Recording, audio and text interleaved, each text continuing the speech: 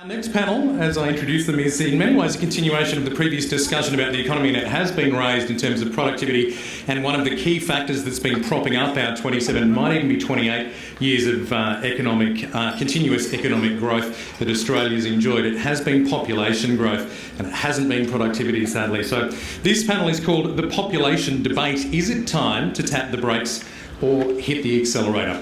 And I'm delighted to welcome our panellists, the Honourable Bob Carr, who is now the Professor of Climate and Business at UTS, Chris Johnson AM, Chris is the CEO of the Urban Taskforce, Janice Lee, Janice is the Director of Economics, Regulation and Policy at EY, and Kevin Young, Managing Director of Sydney Water, and our moderator for this panel, Dr Andy Marks, the Assistant Vice-Chancellor, Strategy and Projects at Western Sydney University. Please make them welcome.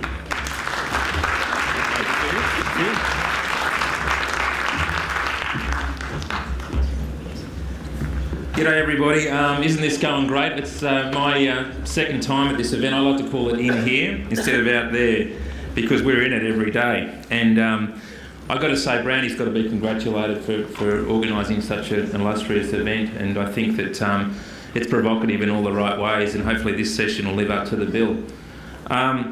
So should we pump the brakes or hit the accelerator? Well, if you're from Western Sydney and you drive on the Great Western Highway or Woodville Road, you know that we're always tempted to hit the accelerator. But when it comes to population, nobody's really stopped to think about it. And I think that's the question that sort of bubbled up again last year in the very early days of both federal and state campaigns, but then kind of run out of puff. But I think it's an issue that everyone agrees we've got to look at, and Western Sydney really is going to be the crucible for that, or it has been in the sense that it's experiencing some of the biggest population growth spurts in the country and sustained growth. If we look back 20 years, it's roughly about 1.8 million people lived out here. This year we estimate through ID that roughly about 2.5 million are here, and in 20 years' time we'll see about 3 million. So this is where it's going to be felt. And depending on which side of the debate you sit, or if you're in the fuzzy middle, there are good and bad elements in this area socio-economically, and I want to tease that out with our panellists today. And I'm going to start with, I won't start with the former AC/DC guitarist Kevin Young, because Keeping up the band, to be truthful. I think you were just too radical for them, mate.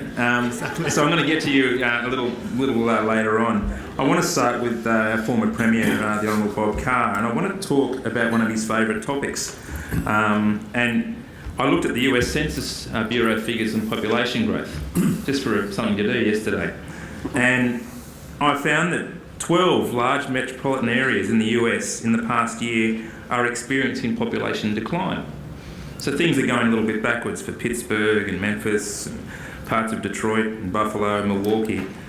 And they talk about this thing which is called a kind of negative loop, where the tax base lowers, so the tax imposition then is higher on a smaller population. If we do pump the brakes, if we pump the brakes in Western Sydney, is that an issue that we might face? No, not remotely. The issue is not about whether our population grows or it contracts. Australia's got immigration, and that's a very powerful lever. It's about how quickly we grow. It's about the rate of growth. That's the debate. So I think it's a standout fact in this debate that sometime about 10 years ago, Sydney went from an intake of about 40,000 per annum to 110,000 per annum. Now that's a big shift. My point is that happened without any contribution from Canberra in three crucial respects. That is, Canberra saying we're putting a huge extra burden on Brisbane, Sydney and Melbourne by turning up the lever. As a result, we're going to make a marked additional increase to infrastructure in those three biggest Australian cities. And I would have liked to have seen a key performance indicator that said for every extra 20,000, 30,000 above a certain benchmark, Canberra will fund the equivalent of an extra XY kilometres of light rail or heavy rail or whatever. And second, no discussion about making our cities absolute models, cutting-edge models, world-class examples of sustainability or regeneration. And that's a debate we've got to have, and we ought to come back to that later. But the lazy notion that in Canberra public servants and politicians say, I stand for a big Australia, we're going to ramp it up, we'll get plaudits from the Business Council of Australia, and not talk about a Commonwealth commitment to infrastructure or to sustainability, or to the third test, to involve themselves in the argument about density. Because population growth implies in those three big cities a different approach to densities. But to have a Premier of New South Wales say, I believe in a big Australia, I'm a big Australia person, and then rule out any increased densities along the North Shore line when you've got the opportunity for putting up towers around key rail stations and having people walk down each day and step onto a rail station, I think is the height of hypocrisy. And Western Sydney, Sydney's Greater West, was entitled to be very, very critical of that. Let's look to the future though, and one big idea I'll conclude with is the notion of a circular economy. And why can't we, in Sydney's Greater West, why can't we in Sydney say that we will be the world's best, the world model, when it comes to building a city economy that will have the best waste outcome of any comparable city in the world? And when we begin to do that, we allay public concern about casual decisions made in Canberra to appease the Business Council of Australia that says Sydney will go from a 40,000 intake to 110,000 intake. We're entitled to demand this cutting edge of quality in the way these matters are handled. Let's talk about casual decisions made in Canberra, Janice, and I want to talk a little bit on the issue of the circular economy, so perhaps an aspirational thing for us to look for in population management. But I want to touch again on this negative loop issue, that the tax base is a bit lower if you pump the brakes, if you get it wrong. Governments federally and state kind of got hooked on immigration through the 80s and 90s, and certainly under Howard it really came into its own. And a great surge of people came into Western Sydney. Are we addicted to it from a tax-based perspective and from a business perspective? And how do we break out of that and transition towards a more circular economy and sustainable model?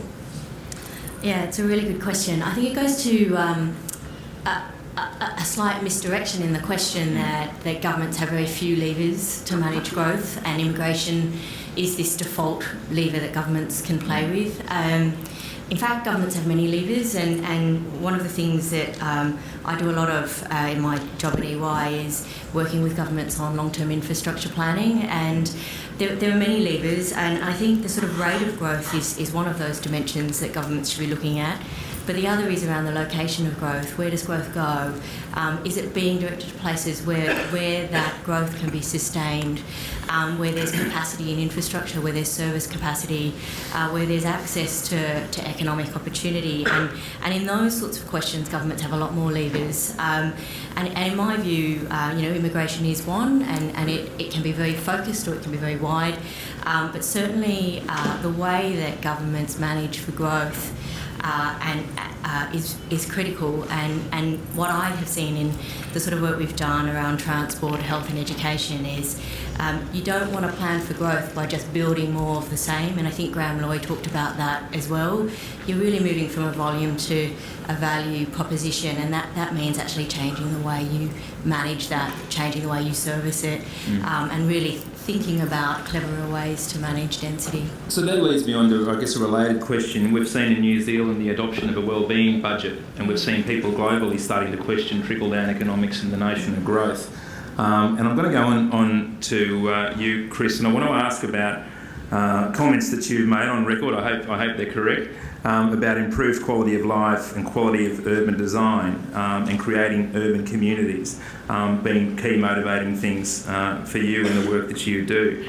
Can you have improved quality of life with perpetual growth as we're seeing it economically and in population? Look, of course you can. Of course you can. We've grown as a city from, 500,000 to 1 million to 2 million. We're now 5 million, Sydney, Greater Sydney.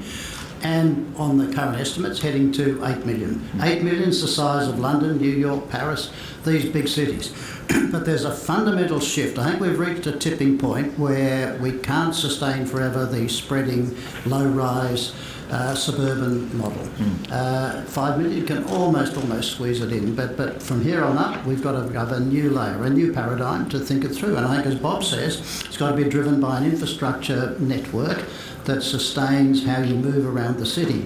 And in fact, I see Sydney as being bigger than the east, the west, but I think it's also along the coast. It's a bit about Wollongong, Newcastle, the Central Coast. So I see a conglomerate that's actually a network of nodes, maybe 10, 12, where all of them can grow in quite dynamic sorts of ways if there is fast rail infrastructure connecting that network. That's where the federal government, I think, has to come in, on particularly the eastern seaboard cities, to really drive that infrastructure on the proviso, as Bob says, that real growth occurs that's related to them. It's got to also include jobs, so you've got a mixed-use economy.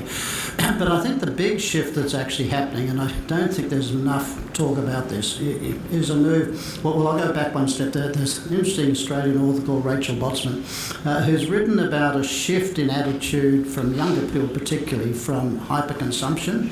We want the biggest house with 3 cars and a boat and a swimming pool, and the more we own, the more important we look, to cooperative consumption. Now, I want to touch on that with you. That you've talked about the need for a cultural change. Good. So a big shift culturally in the way that our attitudes towards housing. Well, this is exactly where I'm coming to, that if you, instead of wanting to own all those things, have access to them, so you have access to a swimming pool in an apartment block that's got a big swimming pool, bigger than you can have in a suburban house, maintained by someone else, a bigger garden. Childcare, for instance, in your own complex, gardens within your own complex, a whole host of gymnasiums. So I think what starts happening, and this is a bit about Uber and Airbnb and this sort of shift of access rather than ownership, so I see a new paradigm coming across that connection of centres along the eastern seaboard that is overlaying another version of how we can live, which is what's actually happening right now in New York, Paris and London, of people living in smaller places but sharing and using a whole lot of other facilities around the place. When it becomes more socially acceptable, you're out connecting to more things. It becomes more environmentally sensible because you're not just building your own big base. I mean, some of the measures show the Australian house, that's a house, is one of the biggest in the world. Some research Melbourne University did show that since 1950, the average house was 30 square metres per person. It's now 90. I'm going to come back to that question of density with Bob in a moment. Firstly, I just wanted to touch on an issue with you, Kevin, and my illustrious leader, and if he is here today, I can't see him here at the moment, Professor Barney Glover. I might take a moment just to say what a pleasure it is to work for him and the university. Excuse me, it's getting a bit emotional. He drew to mind, he said, if you're going to ask Kevin something, you've got to ask him this, and you drew out an old Gough Whitlam quote, and I promise it's not too long. Now, Gough said, no other Western nation has cities in which the incidence of urban sanitation is so primitive or so ludicrous as in the cities of Australia. We are the most effluent nation in what the Liberals call the free world. And this is the bloke who connected Werribee to the mains and brought sewage to that part of Western Sydney, and a scheme nationally that was cancelled by the Fraser government. We won't go into that. Are we getting the fundamentals right? Are we getting the basics right? And do we need to rethink the way we do them in light of Janice's earlier comment on circular economies? Can we be a sustainable world's best model in the way we do infrastructure? Absolutely. So I think what I'm getting from all the panel is that if you have growth and then you react to it and try and work out what to do next, it's a model that's fraught with danger. But if you actually plan in advance, if you take into account what cities we're creating, we can do something special. I've been in the industry, I think, 42 years, and I don't think I've ever seen that planning as good as it is at the moment with the Greater Sydney Commission, the 3 cities vision and what we're doing. I'll stick to water and circular economy, but the model that we've always had is that we build tunnels from the west to the east, and we have ocean outfalls that we take it to sea. And yet we've got most of our growth, of that 3 million extra, half of it is going to be in the west. And it's 8 to 10 degrees hotter, a third the tree canopy and half the rainfall. And we talk about, and we want a livable city. Now we can do it, but we need to do water differently and we need to do water better. So the old adage of building west connects from the west for sewage to take to the coast is over. It's not good enough. Yeah. Not good enough. And I think recycled water is on the agenda. And I said in the speech this morning, I gave a press conference yesterday covering a few things, and the paper today says Sydney Water's dropping bills $45, but they missed the main game, which was the new platform for change, which is recycled water, integrated water, do more planning for capturing stormwater, build that as a platform. We can get waste from the community. I agree with what Bob Carr said. Get household waste from a community, the food waste, and you can turn that at our plants into energy generation for the future. We just need a new way of thinking about how we do things. This is growth gives us an opportunity to do things a lot better than we've done in the past, and we can do it. Yeah. But it requires place-based planning, which I think Greater Sydney Commission is driving. We're at the tipping point now. I did have a very measured policy-based question for you, Bob, but we've got a wild card come in from the audience by text. And I quote, "I agree with you, Bob Carr, about the need for moderation on population growth for Western Sydney. But how do you reconcile this position with your high-profile support for Chinese investment in our city that powers much of its growth?" I find it very hard to understand that question. I want a growth economy.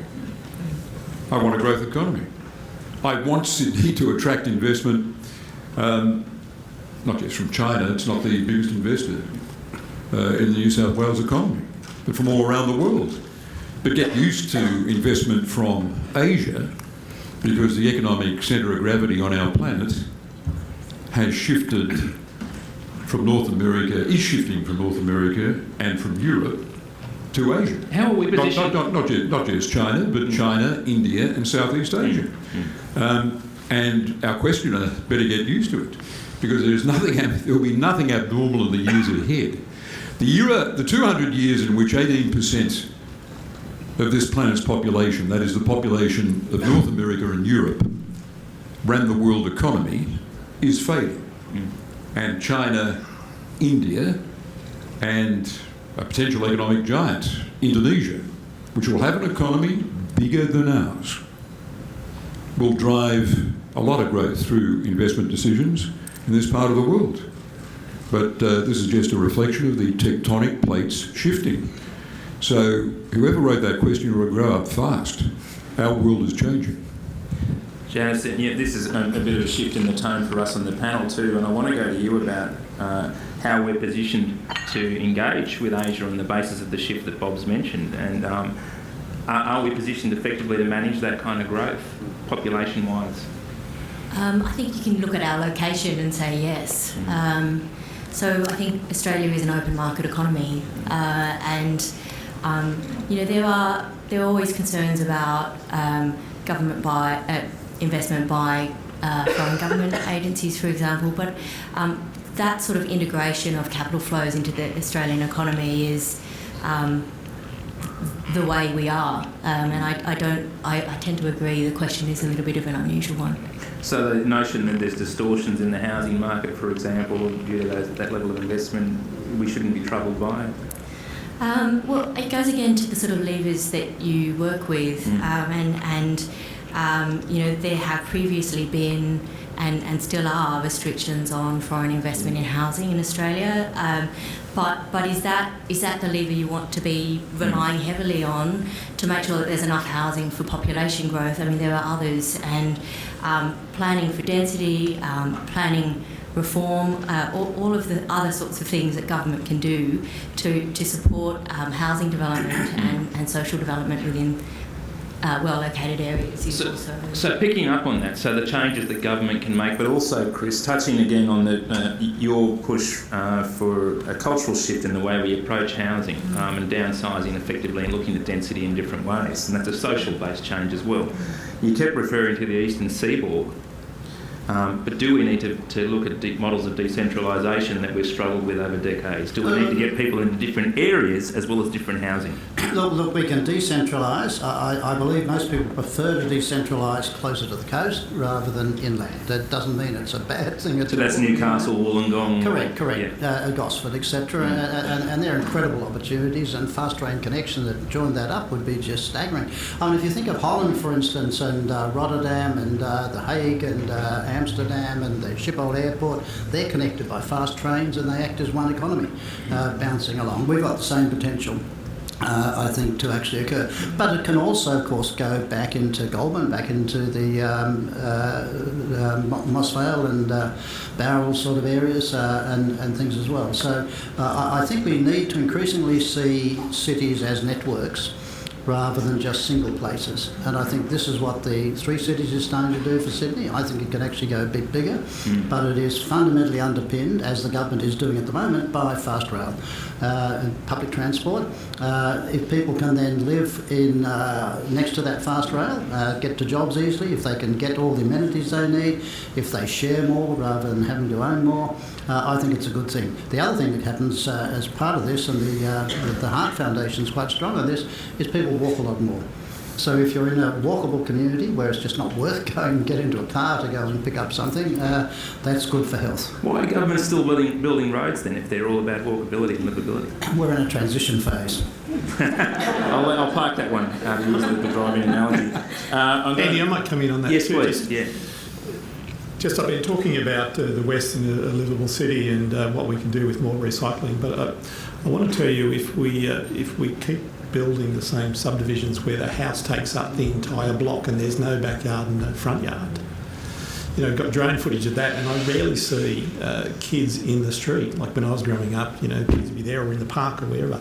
But if you've got houses that take up the entire block, what the engineering on that is that with black roofs attracting the sun in summer, we're talking about, can we use recycled water to cool a community? Yes, we can, but we need somewhere to spray it. And they've got to have a backyard and front yard. We're not going to spray it on the roof. And there has to be places for kids to play.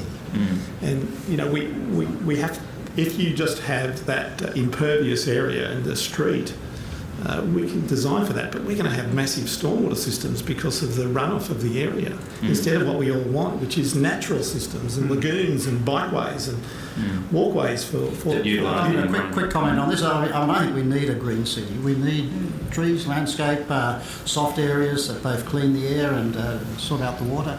And it can be integrated. A lot of projects like Central Park on Broadway has got greenery going up the buildings and parks and things all over the place. So possibly, though, the Aerotropolis, to use the A word, represents a chance to go a little bit wild on this and to try some of those things. And I'll touch on that again in a moment. Bob Carr, as an internationalist and someone who's spent a lot of time in cities, where are they getting density right, and where are they getting those cultural shifts that the panel have spoken about right, in your mind? Yeah, it depends what test you apply. I think Chris and I would be attracted when it comes to the design of apartment living to the Scandinavians and the Federal Republic of Germany and to Holland.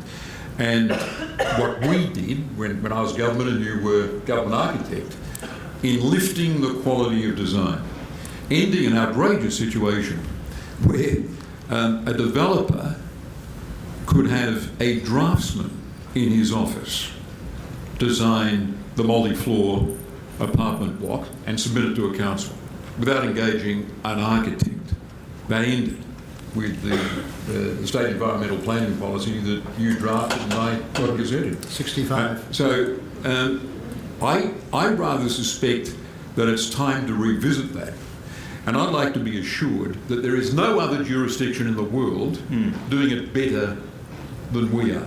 Because once you establish that the designs local and state governments are offering communities are the very best, a lot of the resistance to higher density dwelling vanishes. I'll never forget being in my electoral office as the member for Maroubra. A local resident came in, he had the plan being submitted to Randwick Council, and his one objection was not the flats going up at Maroubra Junction.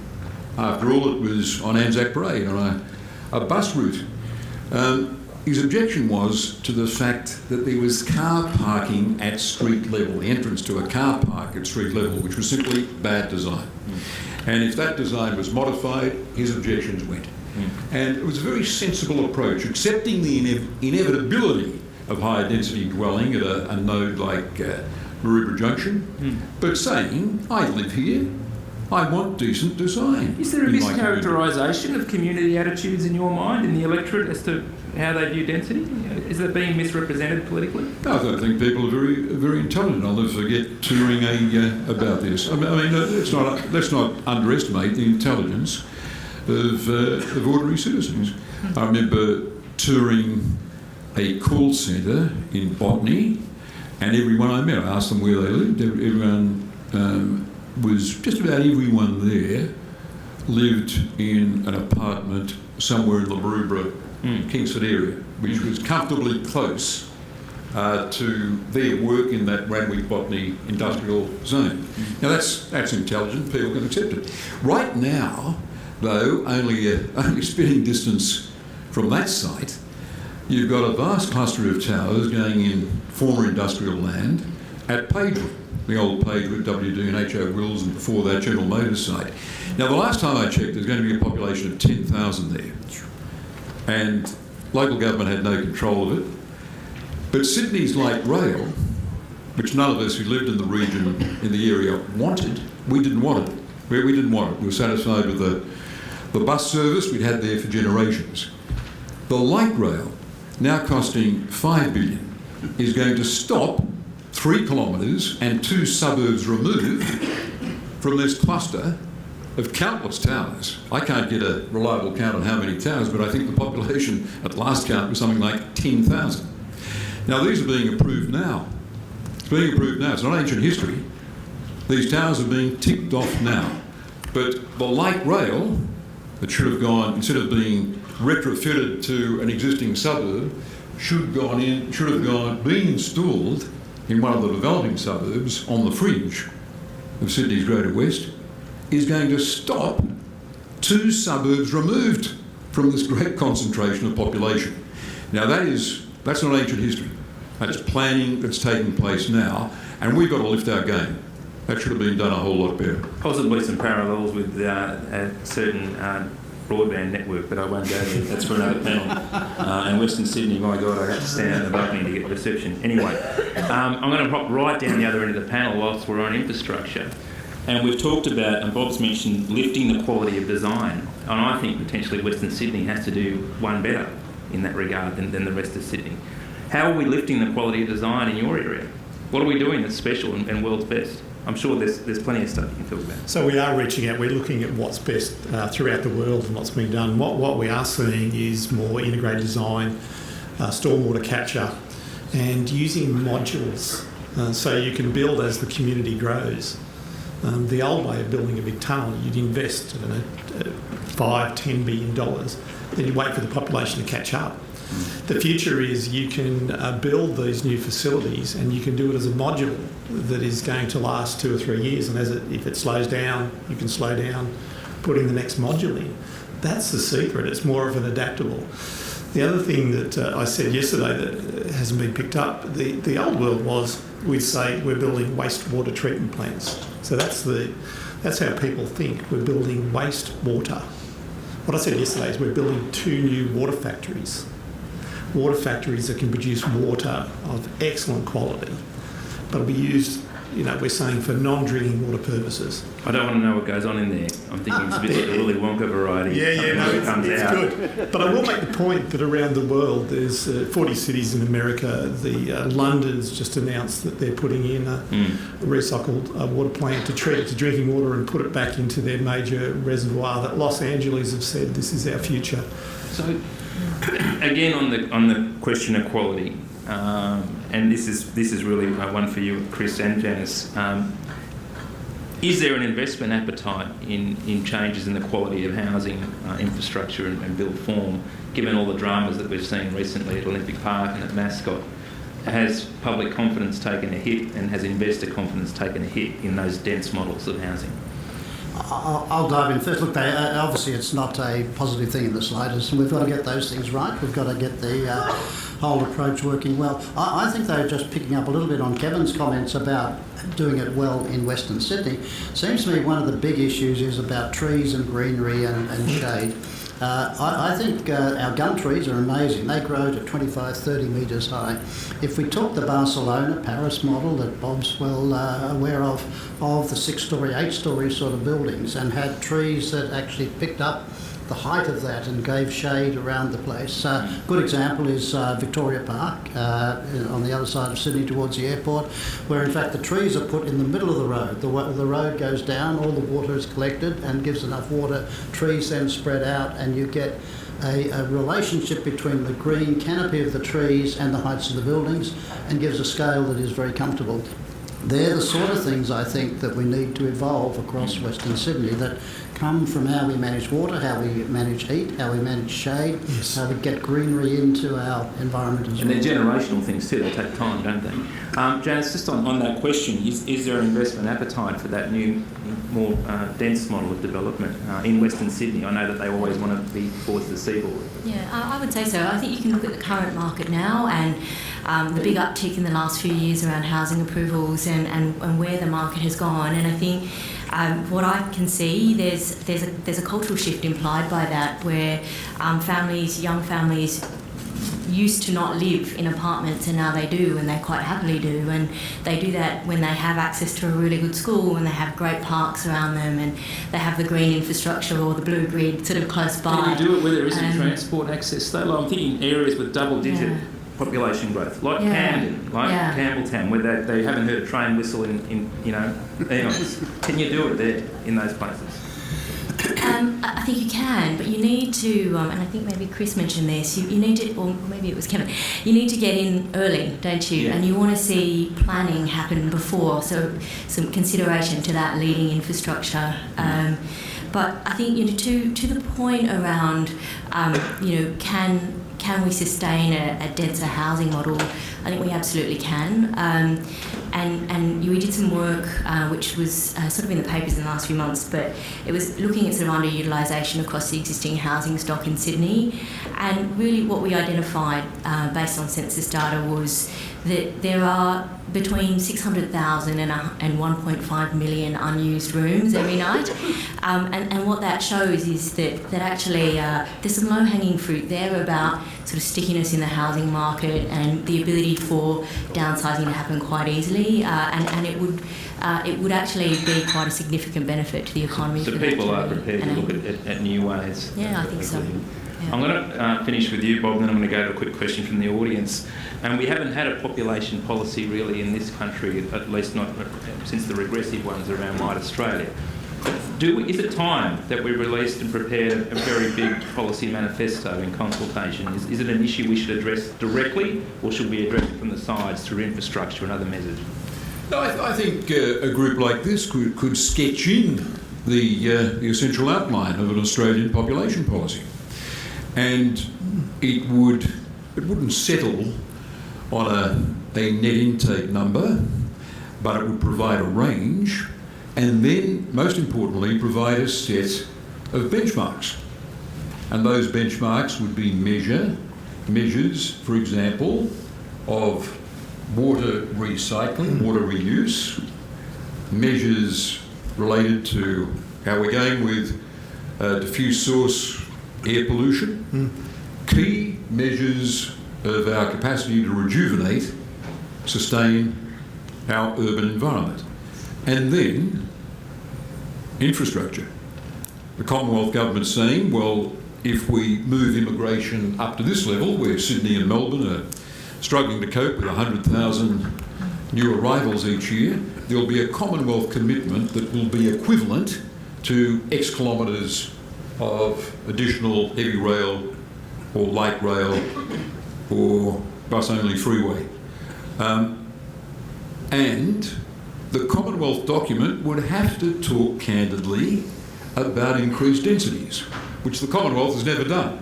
They've left it to the states, and state governments have had a tendency to be very political about it, to protect areas where they don't want a political controversy but they've got to look after their base. But to allow towers to rise from the ground like mushrooms in springtime, to be thrown up like Norman castles after the invasion of 1066. This is getting good. And to see some suburbs bear what they think, what they argue, not unreasonably, it's not just NIMBY syndrome, is an excessive amount of a burden. I think it would be possible to have these factors written into a document that represents a population policy and builds public confidence about the Commonwealth support that will flow and about the gains in environmental quality that will accompany what some might see as ambitious targets for net intake on an annual basis. So we've got literally a 2-minute warning. So this question from the audience, which I understand someone's been itching to ask, has to be pretty bloody good. Are they gone? Up the back there? Yep. Oh, the gentleman in the back. Yes, it's you. G'day. Nice and quick, and we'll go for the Twitter level response from the panel. Just a quick question, probably more to Bob than anyone. That as we listen, we've been talking about population here, and we can see there's a population coming. You know, there's so many changes going on. There's technology, there's climate, there's population, there's a whole lot of things. We're moving out of the old industrial era.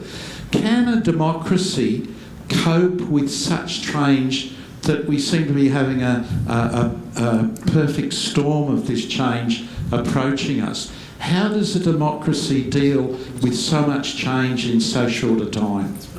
Well, Australia shows the way. It's being tested in other jurisdictions. Look at the political deadlock in the United Kingdom, where a decision can't be extracted from the Parliament, one of the oldest and most distinguished of parliaments in the world. They can't get a decision about Britain's future. So that could be portrayed without exaggeration as a crisis for democracy. And America, the American Republic, is in a load of trouble. So democracies are facing challenges. But I reckon Australia can rise to the challenge. Look at the success we've made of multiculturalism, and we're better to advertise it than here in Bankstown. And look at how we've come through bad moments when right-wing populists have tried to whip up anti-immigrant sentiment. 20 years ago it was directed at Asians, more recently at people of Muslim background. But we've come through this. And certainly climate policy has been a huge challenge on both sides of politics in the federal parliament. But I'm seeing in my new role at UTS how business is driving the agenda here. And if we don't subsidise coal, but just stay neutral, the price signals are going to get Australian businesses to taking world-class decisions that will facilitate a very bold transition to a carbon-free future. Net carbon neutrality in 2000, zero net emissions in 2050, and I tell you what, pretty ambitious targets by 2030, providing the government doesn't seek to subsidise coal. I think we can do these things, but it's a very good question. I think we've got a panel on the Norman Conquest coming up, which we'll engage on, and now we've got one on energy policy too. So listen, please join me in thanking Bob Carr, Janice Lee, Chris Johnson and Kevin Young. We've revved the engine, didn't quite pump the brakes or hit the gas, but thank you.